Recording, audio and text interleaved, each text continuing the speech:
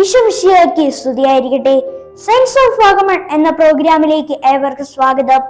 ഭാരതത്തിന്റെ രണ്ടാം അപ്പസ്തോലൻ എന്നറിയപ്പെടുന്ന വിശുദ്ധനാണ് വിശുദ്ധ ഫ്രാൻസിസ് സേവിയർ. തോമസ് ലീവായ്ക്ക് ശേഷം 16-ാം നൂറ്റാണ്ടിൽ ഭാരതത്തിൽ സുവിശേഷം എത്തിച്ച വ്യക്തിയാണ് അദ്ദേഹം.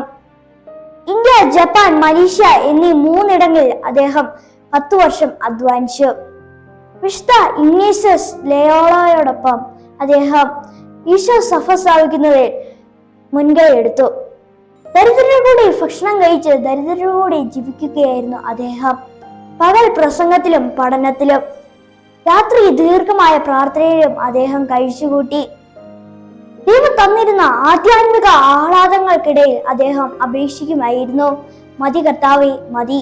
വേദനകളും കുരിശുകളും വരുമ്പോൾ കുറെ കൂടി കർത്താവേ കുറെ കൂടി എന്ന് അപേക്ഷിച്ചു കൊണ്ടിരുന്നു. പലയിടങ്ങളിലും വിശുദ്ധൻ 3,000 പേരെ ജ്ഞാനസ്നാനപ്പെടുത്തിയിട്ടുണ്ടെന്ന് ചരിത്രകാരന്മാർ പറയുന്നു. ജപ്പാനിൽ സാധാരണ ജനങ്ങളോട് സംസാരിക്കാനും അവരെ പഠിപ്പിക്കാനും വിശുദ്ധന് സാധിച്ചിട്ടുണ്ട്.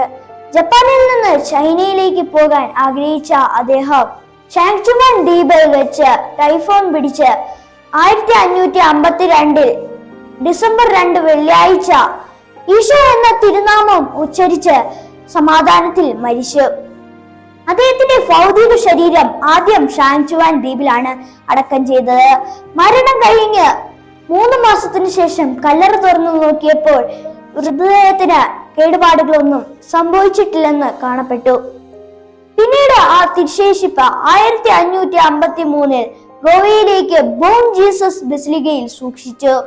1622 പോപ്പ് ഗ്രെഗറി 15 അദ്ദേഹത്തെ വിശുദ്ധനാക്കി പ്രഖ്യാപിച്ചു. ഡിസംബർ 3 കത്തോലിക്ക സഭയിൽ വിശുദ്ധ ഫ്രാൻസിസ് സേവിയറിന്റെ തിരുനാൾ ആഘോഷിക്കുന്നു. വിശുദ്ധ ഫ്രാൻസിസ് സേവിയറെ ഞങ്ങൾക്ക് വേണ്ടി അപേക്ഷിക്കണമേ.